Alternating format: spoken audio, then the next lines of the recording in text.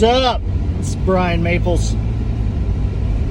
I was listening to Carrie Job earlier today. Let me roll these windows up in case it gets too windy. I was listening to Carrie Job, and that song, I think it's called The Blessing, but it's may his blessing be upon you for 1,000 generations. And I was thinking about 1,000 generations.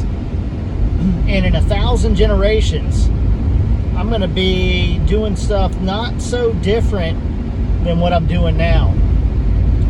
Because, our eternity is not going to be spent in heaven. We may or may not, we're going to go to heaven for a little bit, but we may or may not stay there for a while, depending on how all of the things play out as far as God making a new heavens and a new earth, which He's going to do. And then that's where we're going to spend eternity. And so there's going to be that. And then it occurred to me that God didn't miss a beat. He didn't lose a thing. God is going to have everything continuing, and we're going to continue just like we were supposed to if Adam had never fallen. Because obviously God put Adam in the earth, and we were supposed to be here in the earth and beyond. I think probably throughout the whole universe it makes logical sense, but whether that's true or not doesn't really matter. There's a lot of other opportunities to answer that, but nonetheless I think we were going to expand the earth through the entire universe, which has no end. It's eternal, just like God is, though it's not just like God is. Actually, it has a definite beginning, but it has no end. It's like a line segment rather than a line. Little geometry for you. They thought I wasn't paying attention. But anyway, God redeemed our purposes. He redeemed us as if we never fell.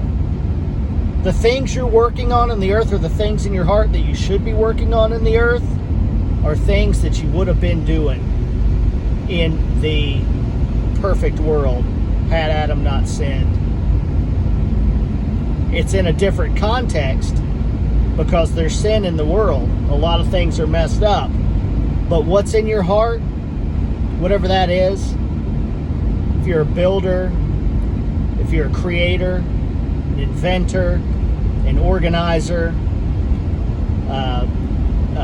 data analyst, a data inputter, a brick mason, a plumber, a doctor, whatever it is, a lawyer, a teacher, whatever it is in your heart, isn't that interesting? That's what you were going to be. I'm not saying what you're doing now is necessarily accurate. It's what's in your heart. Because a lot of people, let's face it, they're not doing what they should be doing, in a perfect world, if money didn't matter. And if I like how Donald Trump says it in his book with Robert Kiyosaki, where it's called Why We Want You Rich. He says, what would you do if you knew you couldn't fail? What a powerful question. But that true, authentic you're going to be doing that for eternity, or as it grows, you'll probably grow and change as we do in this life, or should in this life. That old American idea of a 30-year career, it doesn't work for everybody anymore. That's not the best situation. I used to think I was unique, and I am unique, but I'm not that unique in that I like doing multiple things. I've got several things that I do. As a matter of fact, it used to kind of concern me and others, because they thought that it was me not sticking to something. I thought it was me not sticking to something, but I just had to follow my heart on stuff, and it's all working out well. But thought that was a cool thought. This is what we're going to be doing. It's just going to be in a better context. It's going to be a prettier place. No, we shouldn't really be having to deal with sickness and stuff anyway, because we're redeemed from all of that now, this physical body gets life from the same spirit that raised Jesus from the dead. That's more than enough life to heal any death, whether that's, a festering wound or poor eyesight or whatever. That's a death working in your body, but the spirit of life is giving life to your mortal body.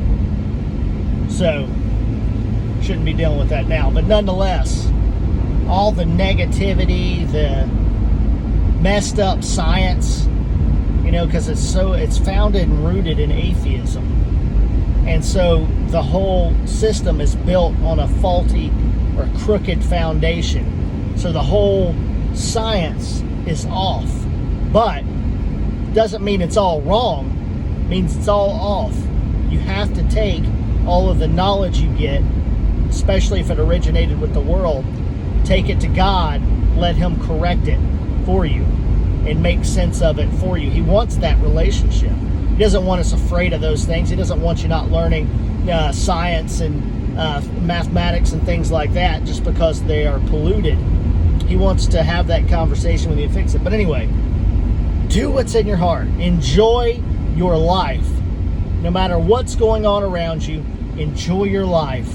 You are doing the things that you were created to do for all eternity, or for some of eternity. But God redeemed our purposes. God redeemed who we are.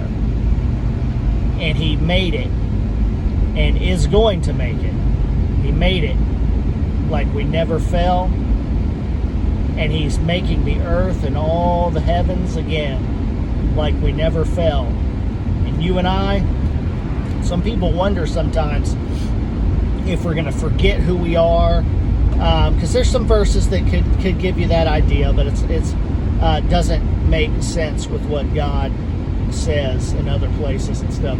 But the idea that you're going to be less than you are now is inaccurate. You're going to be more alive than ever. So the life you've got now, it's going to be even more amplified, and we don't have to wait. You can, to the degree that you can think it, you can walk in it here in this earth. And that is a real ministry.